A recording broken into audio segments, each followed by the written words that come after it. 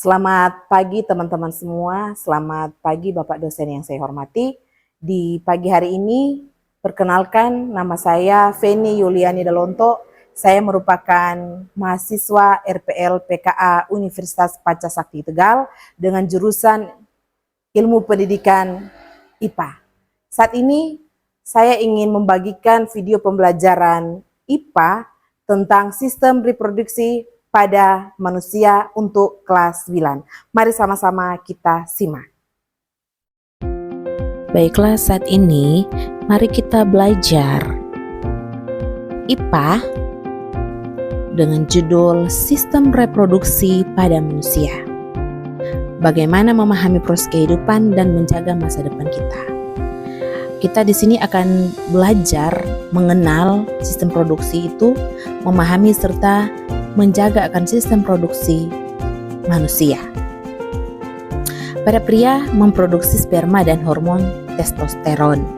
Pada wanita memproduksi sel telur dan hormon estrogen dan progesteron.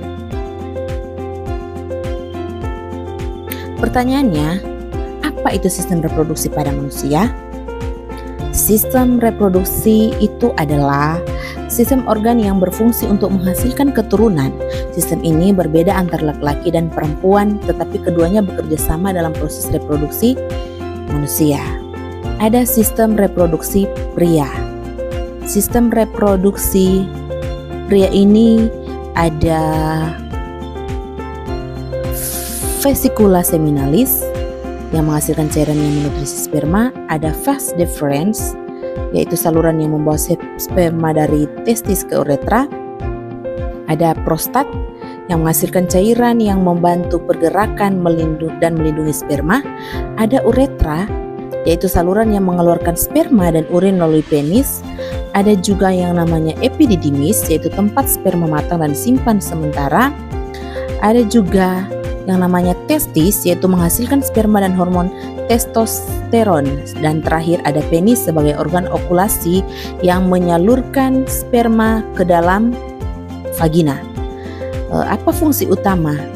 Fungsi utama yaitu menghasilkan sperma dan hormon seks atau testosteron serta menyalurkan sperma ke dalam sistem reproduksi perempuan. Sekarang kita lihat bagaimana dengan sistem reproduksi pada wanita.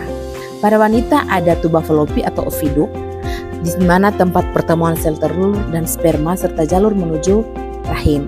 Kemudian ada ovarium atau indung telur, di mana dia menghasilkan sel telur dan hormon estrogen serta progesteron. Di sana ada rahim atau uterus, tempat berkembangnya janin selama kehamilan.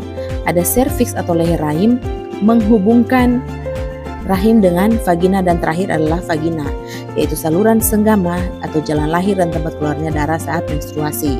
Apa fungsi utama dari sistem reproduksi pada wanita?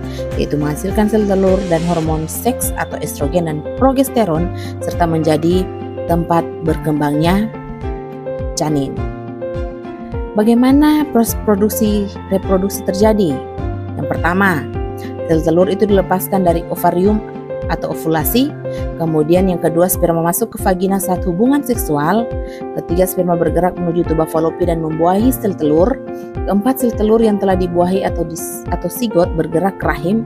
Dan yang kelima, sigot menempel di dinding rahim dan berkembang menjadi janin. Mari kita akan melihat proses reproduksi pada manusia. Reproduksi adalah proses biologis untuk menghasilkan keturunan agar kelangsungan hidup tetap terjaga. Dalam tahapan proses reproduksi ini ada 8 tahapan yang akan kita pelajari. Yang pertama yaitu produksi sel reproduksi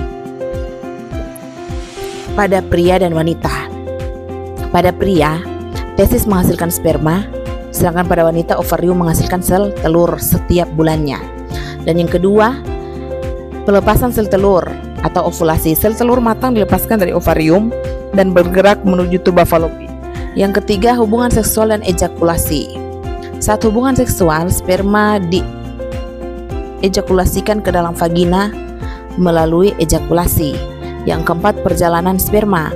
Sperma berenang melalui vagina, melewati leher rahim atau serviks, kemudian masuk ke rahim dan menuju tuba falopi. Yang kelima, pembuahan atau fertilisasi.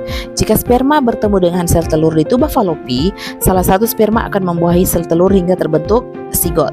Kemudian yang keenam, pembelahan sel dan perjalanan zigot. Zigot ini membelah menjadi banyak sel saat bergerak menuju rahim kurang lebih 3-5 hari setelah pembuahan. Dan yang ketujuh, implantasi atau pelekatan.